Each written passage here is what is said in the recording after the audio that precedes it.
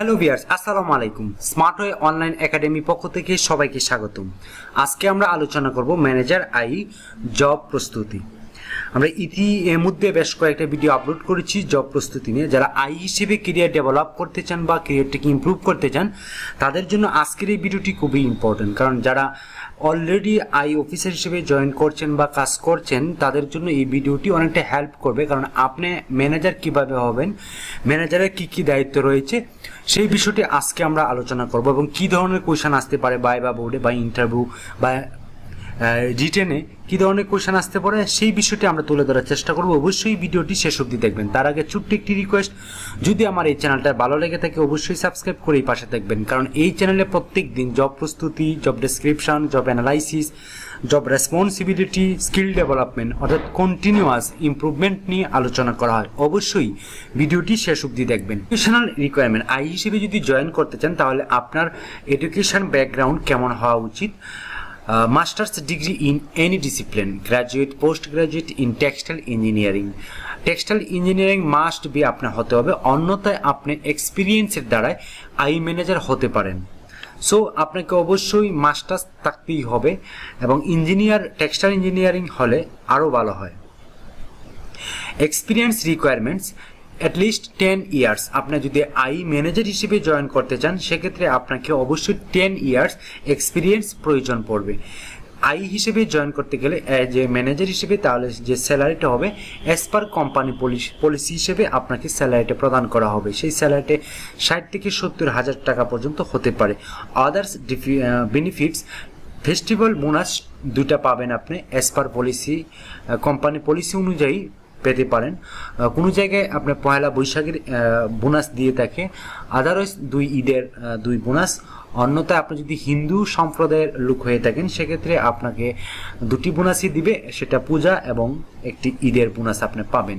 Additional requirement, I হিসেবে যদি আপনি জব করতে চান বা ম্যানেজার পোস্টে যদি সাবমিট করতে চান আপনার সিভিটা, সেক্ষেত্রে আপনাকে এডিশনাল কিছু রিকোয়ারমেন্ট রয়েছে, সেগুলো আপনাকে অবশ্যই থাকতে হবে। Minimum 10 years experience in operating modern production plant, অর্থাৎ আপনাকে 10 ইয়ার্স এক্সপিরিয়েন্স থাকতে হবে আই ডিপার্টমেন্টের উপর।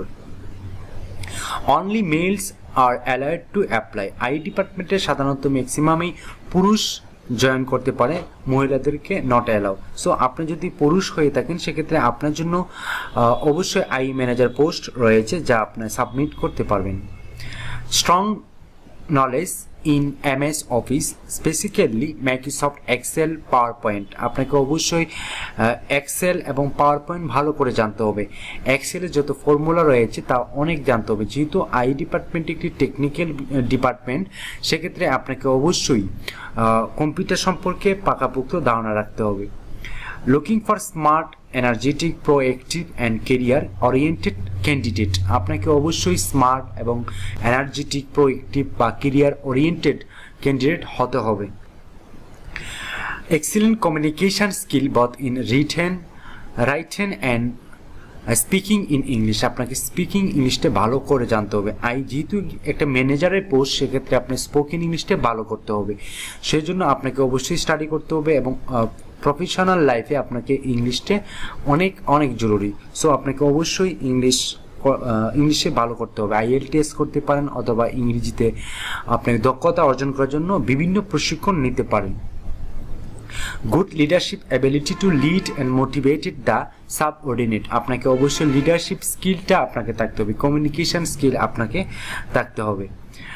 Able to work under pressure and complete the task within a preset time frame, অর্থাৎ টাইম ফ্রেমের মধ্যেই আপনি সকল কাজ সম্পাদন করতে হবে এবং অতিরিক্ত প্রেশার নেওয়ার ক্যাপাবল আপনার থাকতে হবে। Excellent in interpersonal and communication skill must be. আপনাকে ইন্টারপার্সোনাল অ্যান্ড কমিউনিকেশন স্কিলটা ভালো থাকতে হবে। Good team player, well organised, initiative and detail oriented. আপনাকে অবশ্যই একজন ভালো দক্ষ নেতা হতে হবে এবং অর্গানাইজ করার ক্যাপাবল আপনার থাকতে হবে এবং বিভিন্ন কাজের দক্ষতা আপনার থাকতে হবে। একজন আই হিসেবে আপনার কি কি জানা প্রয়োজন সেই বিষয়টি আমরা তুলে ধরার চেষ্টা করছি। তাছাড়া ইন্টারভিউ ফেস করতে বা ভাইভা ফেস করতে আপনাকে যা যা জানা প্রয়োজন সেই বিষয়টি আমরা তুলে ধরার চেষ্টা করছি। দ্য ক্যাপাসিটি স্টাডি, আপনার ক্যাপাসিটি স্টাডি সম্পর্কে জানতে হবে, টাইম স্টাডি সম্পর্কে জানতে হবে, মেথড স্টাডি সম্পর্কে জানতে হবে, motion study and work study সম্পর্কে ভালো করে জানতে হবে। Line layout, line balancing and operation bulletin সম্পর্কে জানতে হবে। এই বিষয়ে আমার ভিডিও দেওয়া আছে, অবশ্যই প্লেলিস্টে গিয়ে আপনি সেই ভিডিওগুলো দেখে আসতে পারেন। SMB, CM, line and efficiency calculation সম্পর্কে পাকাপোক্তভাবে জানতে হবে। প্রোডাকশন টার্গেট সেট সম্পর্কে জানতে হবে। Marketing, making operation breakdown from sketch or sample, অর্থাৎ আপনি অবশ্যই ব্রেকডাউন সম্পর্কে জানতে হবে এবং স্যাম্পল এবং স্কেচ কীভাবে ডেভেলপ করে সেই বিষয়টি আপনার ভালো করে জানতে হবে। ডিজাইন টেকনিক সম্পর্কে জানতে হবে। Remove bottleneck from the production line, production লাইনে কীভাবে আপনি বটলনেক রিমুভ করবেন সেই বিষয়টি আপনার জানতে হবে। Follow up WIP, that's mean work in process সম্পর্কে জানতে হবে। থ্রেড কনজাম্পশন সম্পর্কে ভালো করে জানতে হবে। ইমপ্লিমেন্টিং লিন টুলস, অর্থাৎ আপনার লিন ম্যানুফ্যাকচারিং সম্পর্কে জানতে হবে। কানবান, কাইজিন, TPM, TQM, 5S সম্পর্কে ভালো করে জানতে হবে। এই বিষয়ে আপনি অবশ্যই স্টাডি করবেন, যেহেতু ম্যানেজার হিসেবে জয়েন করবেন, সেক্ষেত্রে আপনাকে এই বিষয়গুলো জানতে হবে। Recruitment, managing the skill assessment SIM for all production operator সম্পর্কে ভালো করে জানতে হবে। রিক্রুটমেন্ট কীভাবে নিয়োগ দেয়, তারপরে অ্যাসেসমেন্ট কীভাবে করতে হয়, স্টাফদেরকে কীভাবে মূল্যায়ন করতে হয়, সেই বিষয়টি আপনাকে ভালো করে জানতে হবে। অল অপারেশন সম্পর্কে ভালো জানতে হবে। What is MES, manufacturing execution system সম্পর্কে ভালো করে জানতে হবে একজন ম্যানেজার হিসেবে। Explain what is 6 sigma, 6 sigma সম্পর্কে জানতে হবে। এই বিষয়ে আপনি বিস্তারিত স্টাডি করতে হবে। What is the difference between lean manufacturing, lean manufacturing সম্পর্কে আপনাকে জানতে হবে। What is QMS, quality management সম্পর্কে আপনার জানতে হবে।